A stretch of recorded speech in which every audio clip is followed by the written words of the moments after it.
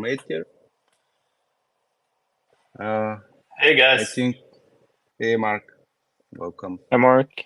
So I think we just lost Tommy. So let's just see if we can get him on stage.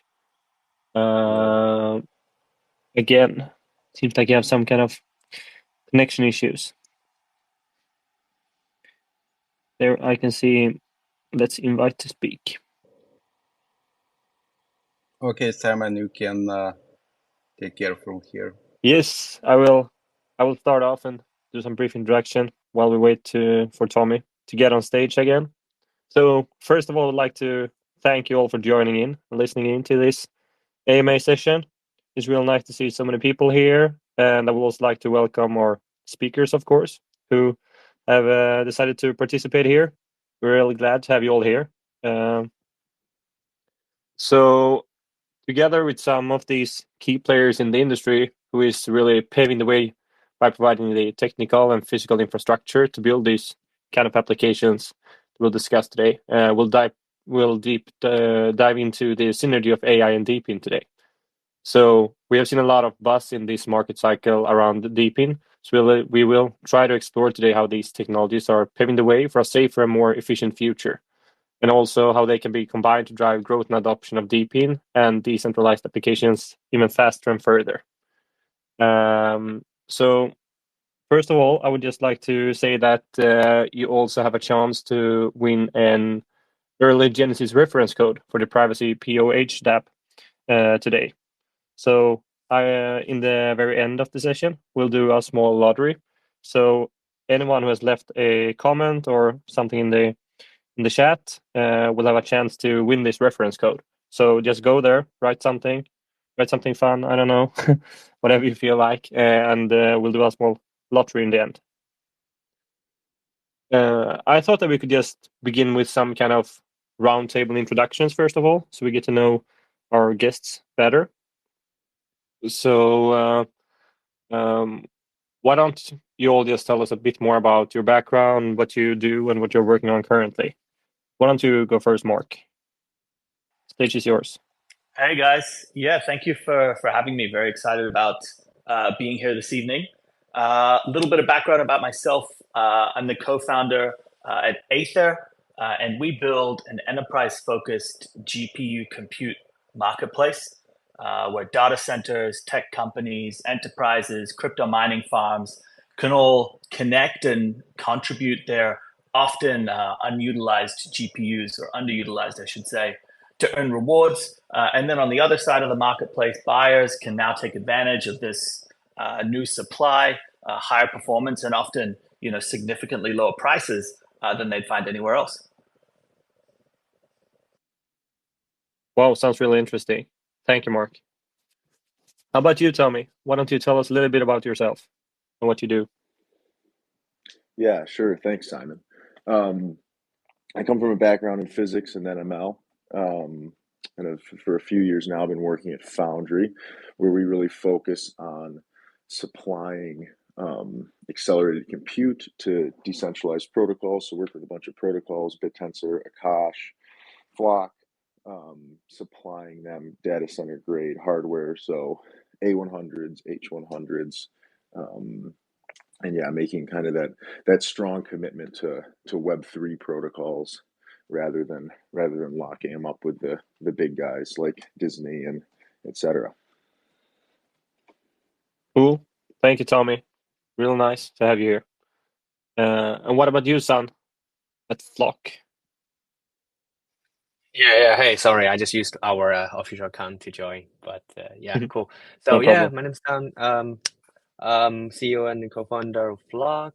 I actually worked in traditional AI industry for like about 10 years as a researcher and also a senior manager.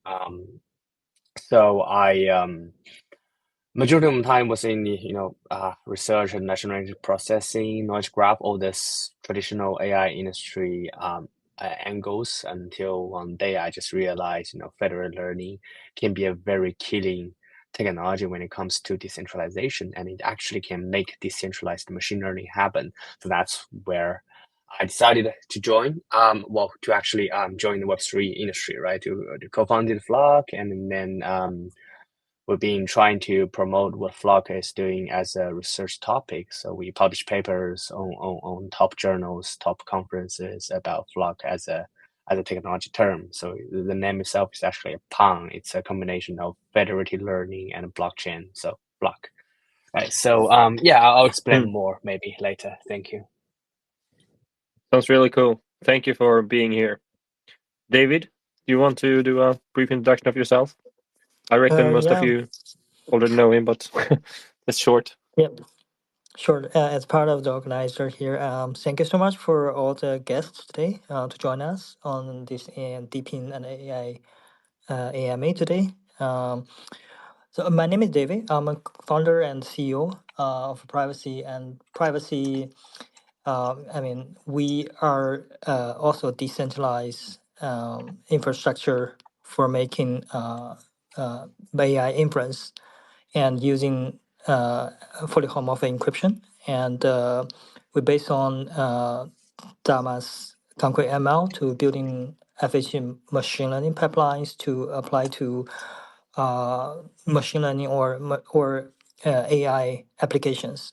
And using our network to share the data values inside the nodes and without privacy concerns. Yeah, thank you so much. Thank you, David. So nice to have all of you here. So we have prepared a small set of questions that we thought that we could just go through with all of you. And they mostly relate to DePIN, of course, but also how DePIN will be integrated with AI, but now in the future, and also what kind of your angles and opinions are on the different concepts about it. So I thought that we can just go like one by one with Mark, Tommy, and San to discuss the different topics. So Mark, why don't you give your opinion or view on how do project teams plan to integrate AI capabilities with DePIN architecture to enhance the data security and processing efficiency? What do you think? Yeah, I'm not on the machine learning side, so I'll leave that more AI stuff to maybe some of our other guests. But what I can say is that on the DePIN side, one of, I guess, DePIN's superpowers is essentially how great it is at managing or essentially offering utility for underutilized resources, right? So when we talk about processing efficiency, I think in particular, when we look at I guess the bottom line for many of these businesses building AI models, efficiently managing compute or accessing compute in a more efficient way, I think is a huge opportunity for the market that DePIN has a very strong ability to address. I mean, we took a look at enterprise-grade high-performance compute equipment across the US, for example. And in data centers, on average, you're sitting at between 15 to 18% utilization rate in many of these data centers for these H100s and high-performance compute GPUs. And that's a crazy underutilization that I think DePIN has a fantastic opportunity to address. Couple this with the fact that there is, at the moment, just limited supply, right? There's just not necessarily enough compute out there that's accessible.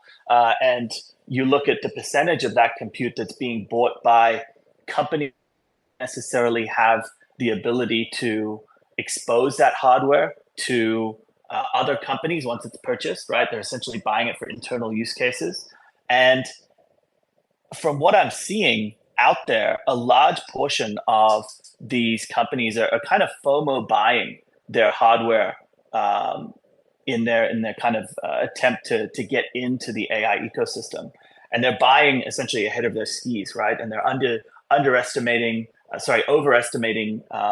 their compute requirements. And essentially they're purchasing large amounts of this equipment that they then have to sit and spend money to operate or have it just sitting idle. And because they're just standard tech companies that don't necessarily generally look at on-selling their hardware, it becomes a massive cost to them. And again, I think DePIN has the ability to kind of go to these companies and say, hey, here's a really, really easy, really simple solution that allows you to expose your hardware to a broad global network that can match you with compute demand, and then de-risk that compute exposure on your bottom line. So I think DePIN has a big part to play in how we manage efficiency, particularly from a compute perspective. Yeah, that's really interesting. Thank you, Mark. I think it's really good to get the hardware perspective on all of these technologies as well, not only speak about the applications we build, of course. So what about you, Tommy? How do you think that product teams plan to integrate AI capabilities with DePIN architecture?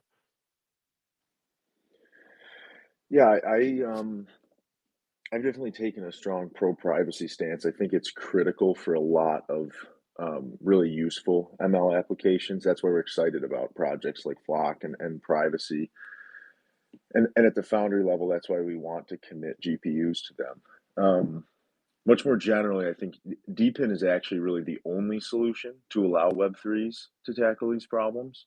Like paying $10 an hour at AWS or GCP per card is just not an acceptable pathway for protocol teams to build. It's just not affordable.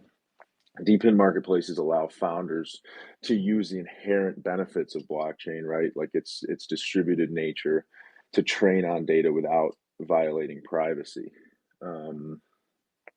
Processing efficiency is a really good question.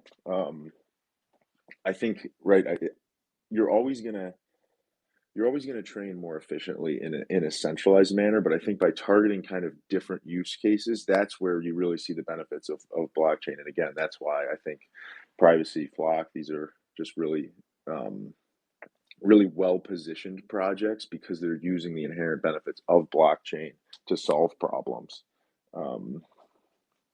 So yeah, I really think DePIN is kind of the necessary key to allowing these teams to build and kind of tackle these problems. Thank you, Tommy. Really interesting. And what about you, Son? What do you think? Yeah, thank you, Tommy. Also, I think DePIN is quite interestingly. It's a set of industry where I think the crowd source can be used in a very much efficient way, right? Which I feel like it's really it's really empowering the blockchain community and also the blockchain technology to some real use cases, which I feel very excited about, and especially for compute, right? If we think about centralized solutions for AI and machine learning models, where you have to send your data to a central server, that's always a pain and a concern to many of the sensitive industries. For example, finance, healthcare. It's always hard for those companies to easily just send their data or adapt to any centralized solution. So there has to be a decentralized way for them to be able to get into or plug into some superpowered AI models, right? So DePIN can be a solution where the good thing for DePIN and the DePIN solutions are, users, they can just co-earn a model which is not defined by anyone else. So like big businesses or companies, they can just form their own interest group. They can fine-tune a model together using DePIN infrastructure. So that model is not given out to any third party. They earn that model, and also that direction of the model training is also governed by their own interest groups, right? So they don't have to hand it over to any third party, just like we saw the scandal about Google's Gemini, right? It's like totally amplified bias. So yeah. So I think that's what I am hoping actually for the DePIN industry to evolve in this cycle or even the future cycles, because I've seen lots of such interesting projects coming up now, right? Not only just some playful DePIN projects with either a shoe or a goggle that can help you mine something we now see many interesting projects which are really using the DePIN to empower either compute or data resources that actually can contribute to some business use cases that's actually valuable to the industry, to the market, right? So yeah, that's very exciting. Yeah, definitely, really exciting. Thank you, Sam. So that was more touching upon, okay, what do we think DePIN can contribute with here and why it's important that it exists. So I just thought that we could all also discuss, so what are really the plans and strategies going ahead to further develop the AI and machine learning and plus DePIN capabilities when integrating them? And what challenges in terms of the industry development do you see for this to happen even further? Why don't you go first, Mark? Yeah, I think one of the biggest challenges facing DePIN, right, is, funnily enough, the opportunity of consumer compute, right? So I think consumer compute, the graphics cards that sit in people's desktop PCs or gaming PCs, for example, they probably offer the single biggest untapped compute ecosystem if we talk about the potential for utilization within a maybe an AI or machine learning context, right? The challenge or the problem here is that currently it's pretty much impossible to aggregate all of that compute and then package it in any way that meets the service quality and uptime requirements of enterprise compute buyers, right? It's really, really hard to convince big tech companies that a decentralized consumer grade GPU network is something that they can build their stack on, right? Because you can't ever guarantee that, this desktop PC that's sitting in this person's bedroom isn't just going to be switched off at night, or the bandwidth that's being utilized in this household isn't just going to be throttled as a result of like a big gaming session. So I think one of the biggest opportunities moving forward will be solving for that challenge, right? Solving for the ability to aggregate usefully and package usefully that consumer compute, right? I think it'll be really interesting because I think it's a technical problem, but it's also like an education problem. I think convincing tech companies that this is a suitable compute layer to kind of engage in will be equally tricky. It'll probably start in adjacent sectors and eventually kind of be adopted by big tech companies a little bit later. So yeah, I think that's kind of a major challenge at Aethir, where we always say we're very enterprise focused.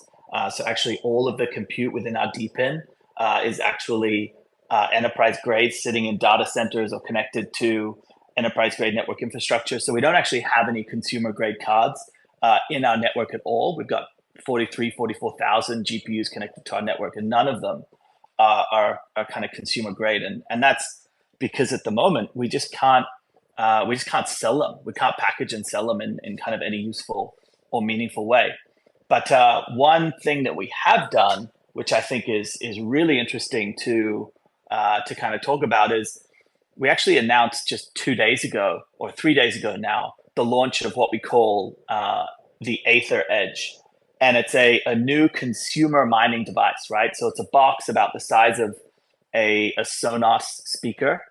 You can see the kind of information on our main Twitter page. But essentially, we looked at what workloads we could convince enterprise customers to push to the edge, right? And then we built a mining device, like a physical box. We partnered with Qualcomm, right? This is their latest AI inferencing chip.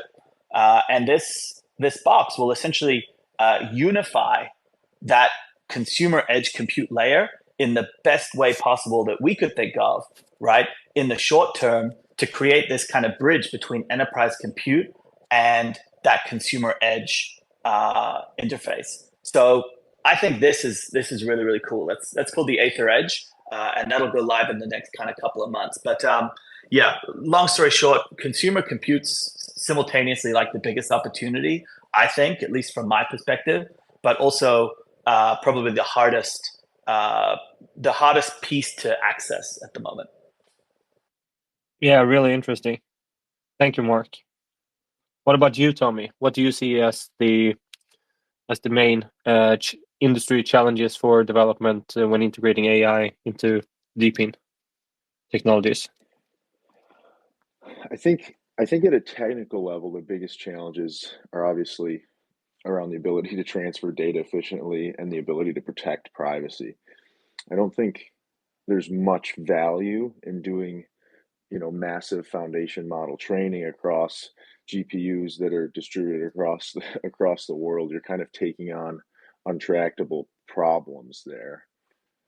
I'll say again, I think most important to the success of the decentralized AI space is founders and investors looking for real synergies between Web3 and AI and taking advantage of those.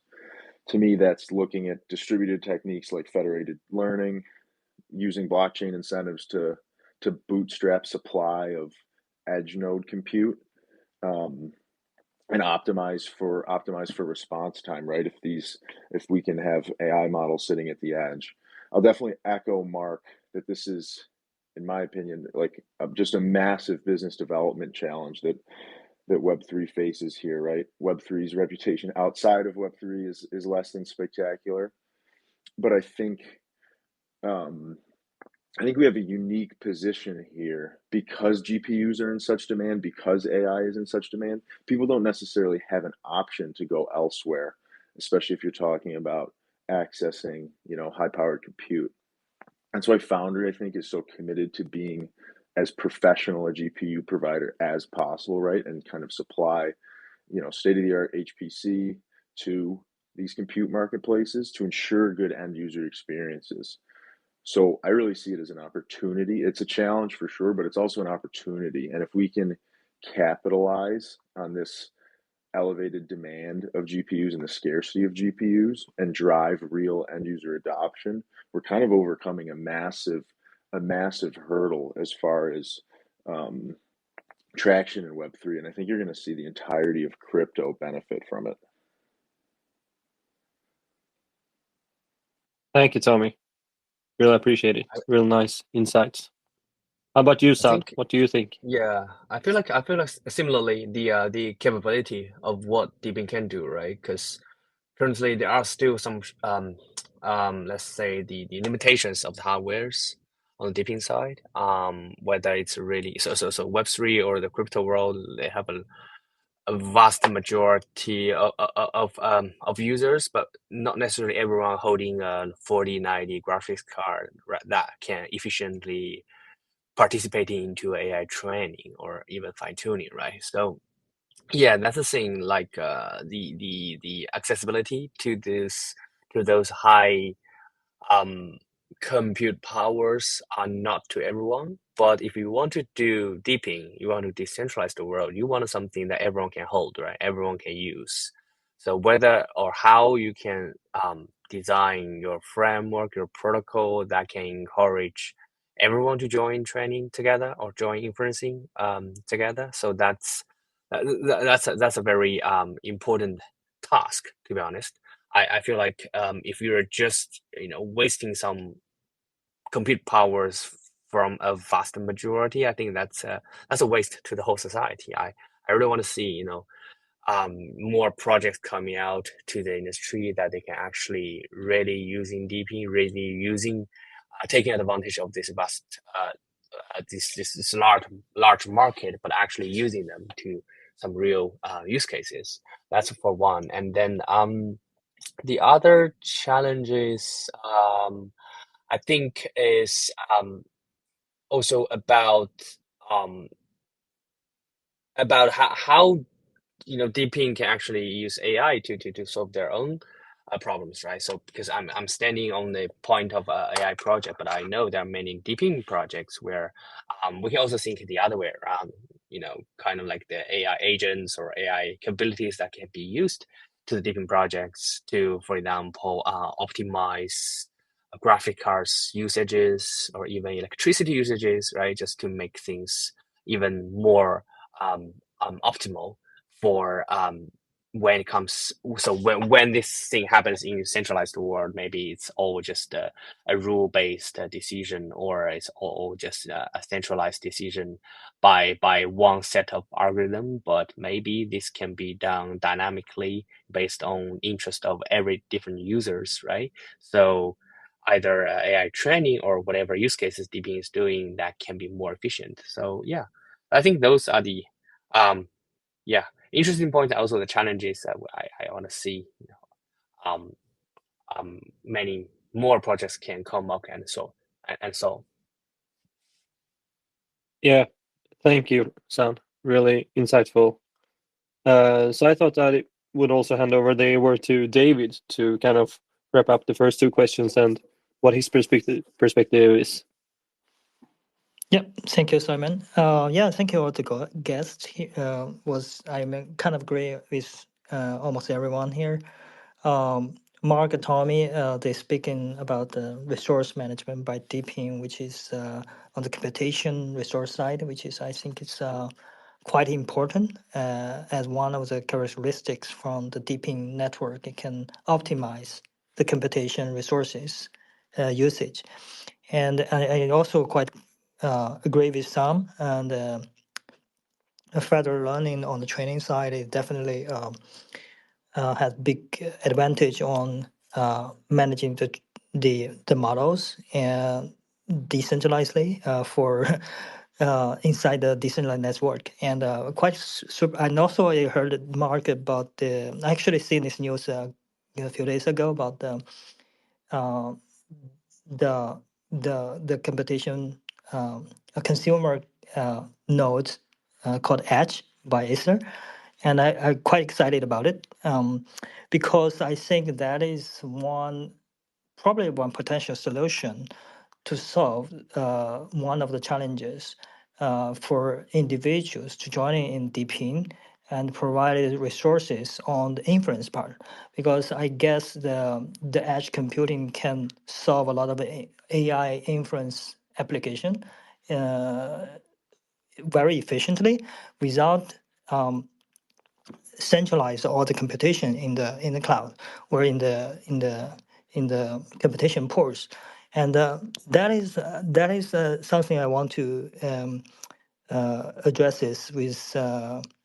If we're gonna go with decentralized inference, then probably we also need to consider how we can solve the privacy concerns, because the data is distributed, and there are also uh, um, complies or laws. I mean, we need to solve it for sure to make sure the individual user data is not is protected. And I think combining ZK or FHE is probably one way to partially solve the privacy concerns. Make sure the data is stay security, and the inference we do is end to end. I think that's something we can work on together with a combination with different technologies. Yeah, thank you so much. Thank you, David. Very insightful. So, I mean, it seems like there in the previous cycles have been some narrative about the AI plus DePIN concepts, but they haven't really become the main market hotspot like in this cycle. So, in your opinion, what are really the key factors that are crucial for the explosion of the AI plus DePIN track here? What do you think, Mark? Yeah, I don't think anyone really knows. I've got a couple of kind of guesses.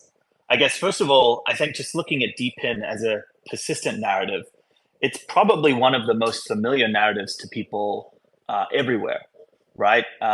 DePIN as a term was only coined about a year ago, but Bitcoin is essentially a DePIN, right? Proof of work ecosystems that were so familiar to us for the first essentially decade of Web3 are effectively DePINs, right? So I think DePIN has been a pretty familiar place for for the community, for the Web3 community for a very long time. And I also think just, maybe it's a result of its familiarity to people from a Bitcoin perspective, or maybe just because it just seems to make sense. I think Depin's always been a very easy to understand narrative, right? And for me, that's kind of the key reason why it's pumping this cycle, right? Because if you look at kind of the trends of last cycle, right, very heavily DeFi, ZK Sync, roll-ups, right? I don't think 99% of crypto even understood what any of that was about, right? I think that it was just a totally dull set of narratives for the vast majority of the crypto kind of community. And I think AI, first of all, has like reignited some really strong narratives and interest in the kind of crypto community. I think AI and its like direct correlation and connection to compute requirements and GPUs is kind of somewhat synonymous with some of the kind of narratives that we had before with GPU shortages in crypto. So I think there is like just a really interesting set of kind of overlaps that have coincidentally resulted in a narrative that I think is very, very easy to understand for the average consumer, but also speaks to, I think, the type of projects that people somewhat expect to see in crypto, right? So I think we're touching on some elements of the narrative that are simultaneously really exciting in how new they are, but also really familiar, and that's kind of a little bit of a perfect storm, I think, particularly based on the complexity of last cycle. Thank you, Mark. Really interesting to hear your perspective on what's going on here. What about you, Tommy? Yeah, I think Mark said it right. I think perfect storm is a great way to describe it, right? I mean, historically, we've never seen a three-sided marketplace in crypto really be successful at fostering a significant demand side. But I really think that the market dynamics are such that Depin is poised to, like you said in the question, see a massive year of user adoption, because people really don't have a choice. If I'm a builder, a student, a hobbyist, it's almost impossible for me to access HPC at scale. And even if I can access it at scale, if I can find a way, it's not even close to affordable. But if I hear about Akash or these other compute marketplaces where I can get GPUs at a fourth or a third of the cost and not really have to sacrifice anything on the user experience side, then that's a game changer for me. Because there is such a scarcity of GPUs, because the vast majority of the GPUs are being locked up in enterprise deals, I actually think you'll see people forced, for the first time ever, forced to look to Web3 to access these commodities, which is a dynamic that we haven't seen before with any Depin marketplace, right? Even if it was cheaper, perhaps, on Web3, like for storage, people are never forced to do that, right? It's like OneDrive is still integrated with everything people are using. So there's no real way to drive people to Web3, but this has completely changed, I think. But I think what's really, really important for the industry as a whole is to ensure that UI UX is as seamless as possible, ensure that those integrations are there. I'm not usually an advocate for Web3 just trying to mimic Web 2, but when it comes to UI UX, I break this rule, and I think it's necessary. If we can create an experience where we abstract away all the crypto and users don't even have any idea what's going on under the hood, they don't even know it's crypto, right? But they're getting access to HPC in a cheap way, in an easy way, in an enjoyable developer experience way, then I think we can change the narrative around crypto marketplaces as a whole. And I think what you'll really see like a rising tide lifts all boats situation there, where if we can capitalize on the fact that GPUs are in such scarcity and in such demand, and prove that crypto marketplaces do things better and coordinate marketplaces that are more efficient, then I think you'll see all crypto marketplaces see a big spike in demand and prove real utility, which will be really cool. Thank you, Tommy. Very interesting to hear about your perspective. What about you, San? What do you think are what can make this explode? I think the thing is, I like the question. It's a bit tricky question. I'm not sure whether the question itself is true. There are some narratives, in the past about AI and DePIN, of course, and then, because those projects are still there, right? And they're still big, like the recent merge of Ocean, Fetch, and Singularity to ASI, which I actually happened to just had a panel in Dubai with Benga. So, many of the DePIN, let's say the DePIN corresponding to AI are something that's being talked about, like say in previous cycles. For example, if you know you're going to build AI, then of course then you need somewhere to make your storage, right? So protocols like Protocol Labs or Ocean Protocol, that they're doing decentralized storage already, which it can be used, and then it still can be used in the new cycle or any future cycles, because it's a fundamental thing there, right? And similarly for compute, decentralized compute, there are many projects now doing decentralized computation. Well, there was in the past as well, right? But in the past, the require for AI model training compute isn't that high, because now everyone is using large language model as like the one-off solution for almost everything. So now you have higher and higher requirements for the entry bar to actually do a training in a decentralized way, basically, right? And then let's apart from that, models, there are models might be a new thing, because nobody really talking about the model or the model offering in the past, right? So I think I wouldn't say there's no narratives about AI and DePIN in this cycle. What I see is many of those DePIN projects, either old projects or new projects, they're all trying to talk about AI, because, well, A, it's hard, and B, there are opportunities for AI to be added on to DePIN, either helping AI models to be built, right, or using AI as agents or multi-agents to help DePIN products to be more efficient. So I think everyone's talking about this. So it's it's still popular and very popular, actually. Yeah, and it might become even more popular, it sounds like, if all of this comes through, of course. Really good insight, Sam. Thank you. What do you think, David? I think everyone, every guest has it's a very perfect opinions on this part already. I mean, it's just like timing, because AI been comes to a point it needs resources to be perfectly managed in a decentralized way, and then the AI needs computation resources, and the DePIN offers it. That's it, and then it's the good timing to start this track, and a lot of projects are coming to provide innovative solutions on it, building infrastructure, building application. I think that's I agree, it's perfect storm. Thank you, David.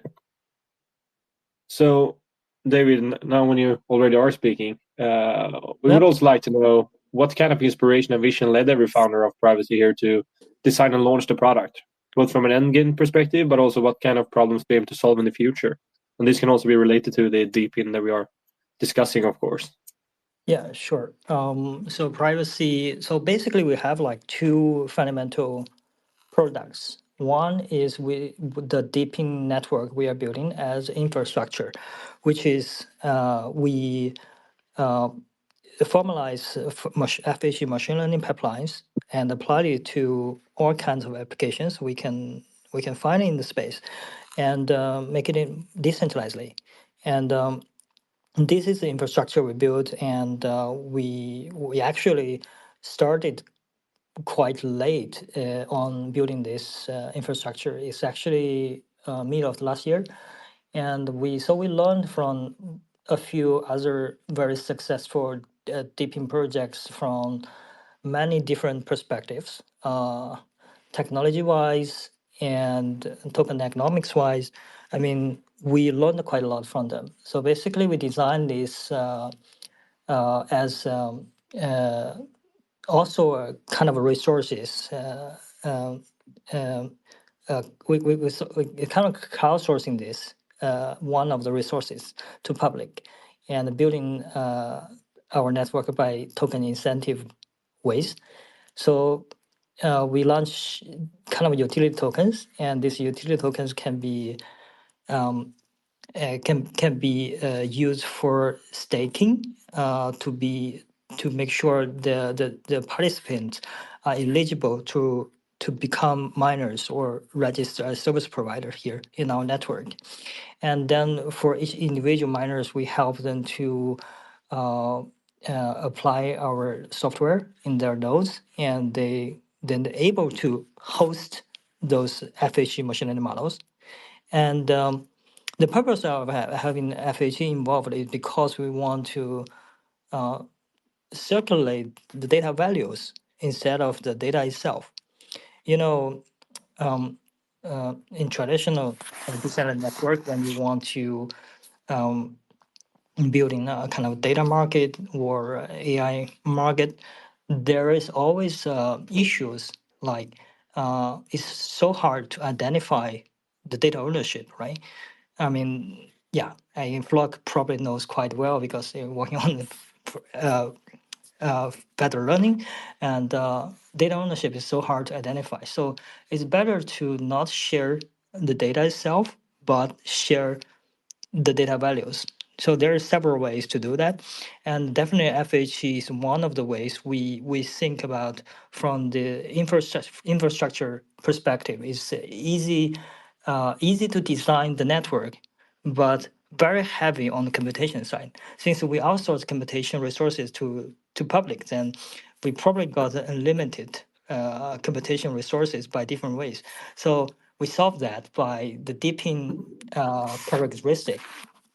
And we also because we're using FHE and it's end-to-end kind of like post-quantum technology, so it's then people don't need to worry about their own data to be hacked. Then everything stays encrypted, and during transmitting, during processing period, and yeah. So basically, we designed this because of there is a need, then we can solve it. Then that's and we also have another fundamental thinking, which is we build an infrastructure which is not enough. I mean, a lot of infrastructure companies in Web3, they're building infrastructure, but eventually no one use it.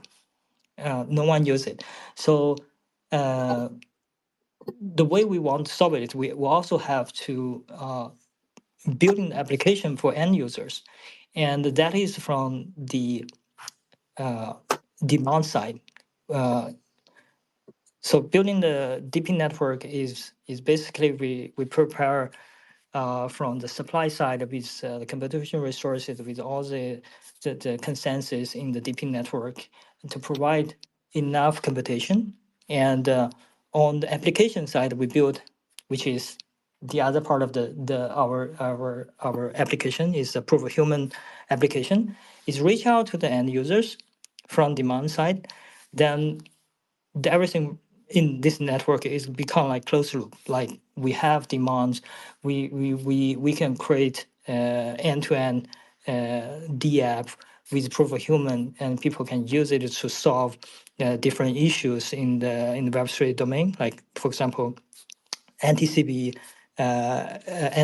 scenarios, or use it for distinguish AI bots and humans in social channels, or use it for DeFi scenarios. A lot of place, and individual users can use it directly and being directly involved into a DePIN network. That is something we probably different from other infrastructure. So this is basically we building our two fundamental products from the demand and the supply side, two angles. Yeah, thank you so much. And thank you, David. We will have more stuff coming out in this month, and everybody can test it out our Proof of Human app. And thank you. Yeah, really interesting, David, to hear more on your perspective, where you are and where you're going, and why this is very important, of course. So we also have a set of questions that is directed towards each of our guests, so they can tell a little bit more about how their products and solutions solve very specific problems in the DePIN space. So, Mark, the community often discusses that the GPU solution provided by Aethir can reduce the cost of cloud computing to a certain extent, because of the well-understood logic for cost reduction and efficiency increase. But from your perspective, is there anything more than this logic? What else can be a surprising industry breakthrough in the near future? What do you think? Yeah, I mean, good question, right? I think that there's definitely significant and kind of well understood cost reductions and efficiency increases as a result of the kind of fundamentals of DePIN that we spoke about this a little bit earlier. So I think one thing to just kind of double click on there is that the one of the added values for DePIN, particularly and I think Tommy actually spoke about this, particularly as we start to address and counter some of the lack of trust that Web 2 entities have with Web 3, as we start to kind of build on that trust layer, right, we're going to actually be able to go to many more companies and kind of introduce them to this infrastructure that we've built and kind of onboard even more supply, right? Like when you think about the supply that we're able to aggregate at the moment, but you also have to kind of put it through this lens of who are the types of companies that trust Web3 projects at the moment, right? And there's definitely a significant portion of the market that doesn't. So I think as we start to kind of address these trust issues, we're going to be looking at kind of bringing on a significant amount of supply beyond that which we already kind of have access to. And I think that supply will predominantly come from companies that would never have considered exposing their compute to external parties before, right? And I think that's like that's the secret sauce. That's like the golden egg, right? If we can kind of get to a point where our infrastructure is so well trusted that compute that would never have been expected to be onboarded into a DePIN can kind of start to be aggregated and connected to this global supply infrastructure, I think that's going to be really, really, really fascinating. I think looking at kind of some industry breakthroughs or innovations, one of them that I think is quite interesting and particularly relevant for maybe my company, but also I guess relevant for some of the others on the panel, is you're starting to see an increase in RWAs for high performance compute, essentially GPU-based RWAs. And this is really interesting, right? Because if you look at the way that H100s and essentially these very, very high-end GPUs sitting with NVIDIA, right? You can't just access them. You can't just go and buy, an H100 from the NVIDIA shop, right? It's really difficult to get access to them, and as a consumer, for example, it's essentially impossible. So even if you're sitting, in your home and you're super bullish on AI infrastructure, chances are there's pretty much a 0% chance that you can get your hands on some of the key infrastructure that's actually building this high performance compute network.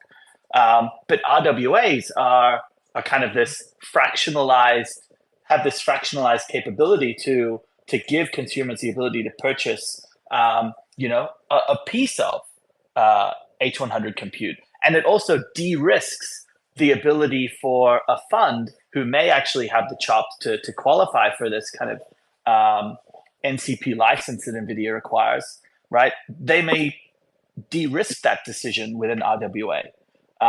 So I think that that's going to be really, really interesting. And my expectation here is that RWAs for GPUs will become more standardized. And as a result of that, DeFi will get involved with compute in a way that's a lot more intrinsic than it is today. And that'll drive, really, really interesting supply inroads for DePIN projects as a whole. Because I think at the moment, you look at DePIN, and unless you have a large mining entity or a specific kind of infrastructure fund stand up exclusively to mine in your network, you're necessarily looking at like net new compute, right? But with RWAs, you are, right? You're opening the door to a whole new financial instrument to onboard compute into DePIN that may not be accessible to Web2 companies, for example, even though, of course, we know that the majority of kind of customers for DePIN compute are Web2. But I think it's really, really interesting. And I'm looking forward to kind of the proliferation of compute-based RWAs over the next kind of coming 6 months. We'll be launching our own soon, but I think they'll be ubiquitous by the end of the year. Yeah, really fascinating and interesting, of course, to see where all this is going, and also how you will be part of it, of course. Thank you, Mark. So, Tommy, we are aware that Foundry recently launched a S&P 500 Oracle to encourage miners to frequently predict the price of the S&P 500 index during trading hours. So we would just want to know more about the reasons for designing this mechanism and also the advantages of it, of course. Yeah, sure. Good question. S&P 500 prediction models was really the digital commodity that we chose to incentivize in our subnet. It was definitely a very intentional choice, both because of product market fit and synergy with the existing structure of the BitTensor network. S&P is obviously its most actively traded asset in the world, provides insight into a swath of industries and companies, serves as an indicator for the health of the global economy. So predicting that price is powerful to a large portion of the world, right? As far as if we're talking about a target market that we want to go after and bring into the ecosystem, S&P 500 is about as big as it gets. So target market fit made a lot of sense for us. And then as far as the structure of BitTensor, the S&P price prediction, it really kind of meshes with the characteristics of the subnet reward mechanisms. Gamification of reward mechanisms has plagued BitTensor subnets. It's been a really, really difficult problem, and has proven almost impossible to stop these attacks. But that's really, I think, because subnets define a method for rewards within the bounds of the system. So they're kind of creating an adversarial environment between the rewards mechanism and the miners trying to game it. And it ends up being an arms race kind of in the wrong way, in the wrong framing. It's an arms race between the rewards mechanism and the miners rather than miner v miner. And I think what I thought about was really the solution to this gamification is to kind of break the bounds of the ecosystem and tie the rewards mechanism to an outside source of truth, right? In this case, the S&P price. And this really kind of reframes that adversarial fight. So it's no longer, subnet owners and rewards mechanisms versus miners. But it's rather miner v miner, which is the adversarial environment that BitTensor wants and needs. So I'd say it's a simple but effective rewards mechanism driven by the accuracy of miners predicting the S&P price. And again, this creates the adversarial environment in the correct place between the individual miners. So it's one miner trying to get better than the other, which miners, of course, are machine learning models in this case. And miners are only rewarded for predictions that are more accurate than other miners. And so there's constant competition to improve prediction accuracy, whether it's through unique data sets, different model architectures, tweaking training parameters. And also with this, I think what's important is we're not trying to verify that an actual machine learning model is running. So we're not doing ZK. We're doing nothing to constrain the miners, which I think is important, because that is, to me, an untractable battle. It's a waste of resources to constantly be trying to force people to run miners or running ZK. It's computational overhead. So rather, we built this subnet knowing that machine learning models are going to be the best tool for predicting the price. So miners are going to need to use them in order to stay competitive. We created a path where the cheapest and most effective route for miners is to use machine learning models rather than, try to force them to do it. We made it so that it's just synergistic for them to do it. So that's like a high level. Obviously, we could get way more in depth, but I'll keep it there. So hopefully, Foundry and kind of this S&P Oracle helps drive the BitTensor ecosystem towards more real world utility, and kind of again changes the framing such that the adversarial environment is miner to miner, and we can kind of drop this subnet owner versus miner competition that exists a lot of places. Thank you, Tommy. Very insightful, and also interesting to hear about the application here and how it drives kind of competition and driving the industry forward with help of this solution. Thank you. So, Sam at Flock. So nowadays, everyone has seen the potential of Web3, and blockchain technology can be easily applied in real life, as all of us have discussed here the last hour. And Flock is one of the representatives, of course. What is the relationship between Flock and decentralized computing, and what is the relationship between Flock and decentralized storage? Yeah, I think as I just mentioned a bit earlier, right? For those AI and crypto industries, basically 3 different things that we need to coordinate together: compute, data, and the model, right? You're gonna use the compute somewhere, you're gonna use the data somewhere, and then you're gonna generate a model that can be used. So that's basically the triangle in this AI and crypto world.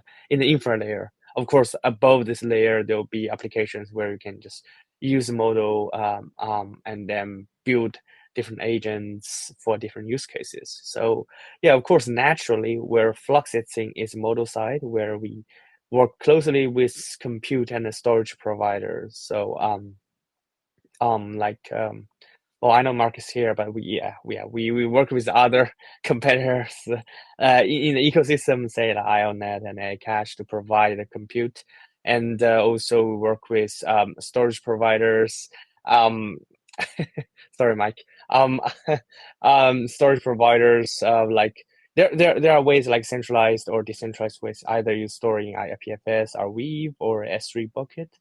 So basically, the reason why Flock's doing this is, yes, you can actually, when it comes to AI and the decentralized compute, right, you can actually do it on your own machine, which is maybe the safest way to do so. So your data never leave your own storage, and then you are using your own compute, so you don't have to worry about the calculation is wrong, right? You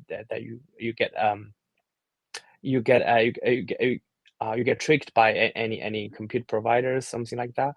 So that's an authentic way of using, let's say, Flock, or using any decentralized trading platform. But then when it comes to the ease of usage, when it comes to the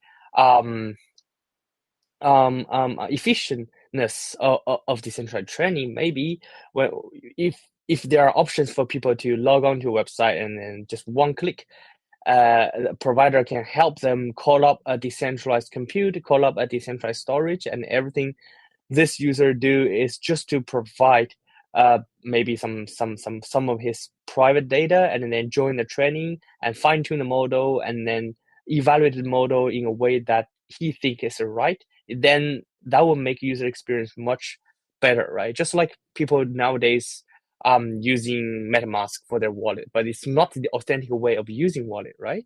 The authentic way of using wallet is to download everything, download the whole world's ledger to your computer, right? That's the real secure way of using it. But then because of the wider adoption of crypto as of today, then tools like MetaMask now become more popular because it's easier for people to use and easier for Web2 people to get adopted to this new industry.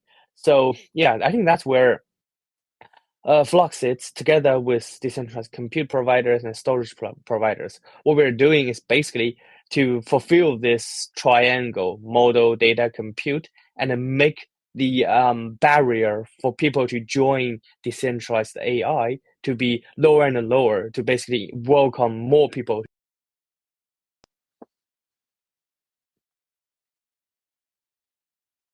Oh, thank you. Hey, sorry guys, I have to drop to another call. But it's been a pleasure. It's been a pleasure being here, guys. Thanks. Thank you so much for having me. Thank you, Mark.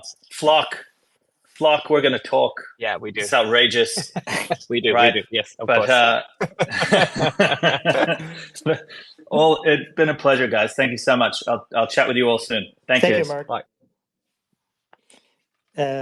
One last question for Flock here, because we have some similarities in the competition decentralized AI side. Yes, and how? Just one last question is how do you balance between the efficiency and privacy side? I mean, from an application perspective. I really want to hear about your opinions. Yeah, they're pretty much they're pretty well, sorry. There are many ways, for when it comes to decentralized machine learning and how people preserve privacy over it, right? So in the last several cycles, people are talking about trusted execution environment, TEE, which it was cool.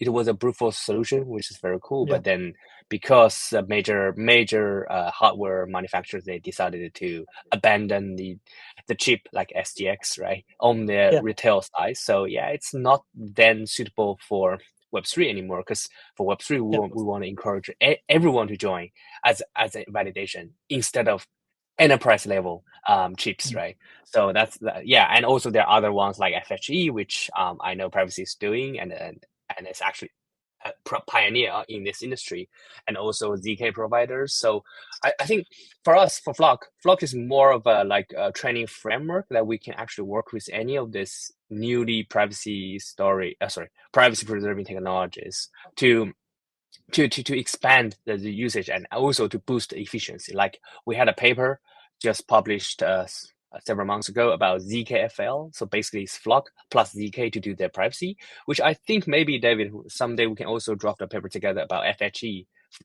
right? So it's still the same training framework, but with FHE, maybe things can be even more efficient, because nowadays I know many people are talking about ZKML, but to be honest, many of those ZKML claims are actually ZK, ML. So they're using ZK to do the data authentication proof and then machine learning. So it's not a full ZKML as the term suggests, right? It's ZK, ML.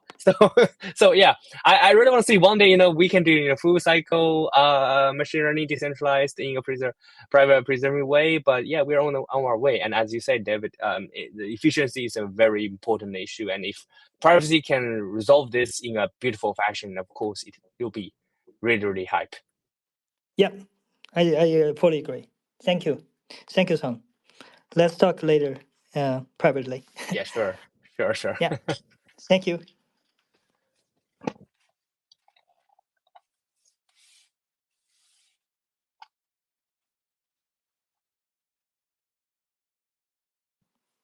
I think that's it, Simon. Let's get back to you again. I think we lost Simon.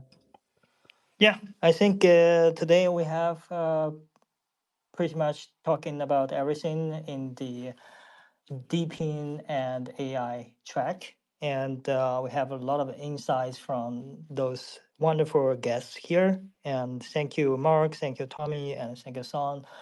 And yeah, pretty sure we can find some synergies later. Yeah, and there will be a lottery later. I think we can handle it by Alex from Privasea side, and just we will give out two Genesis code for proof of human application in privacy. Yeah, we will do that. And from everyone who commented on these spaces, I will pick a few guys and keep your DMs open. I will message you there. Good luck. Yeah, perfect. Thank you, Alex. Thank you, Thank everyone. you. Bye. Thank you, everyone. Bye. Thanks, guys. Take care. Thanks, Tommy.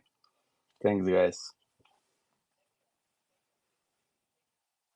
Bye, everyone.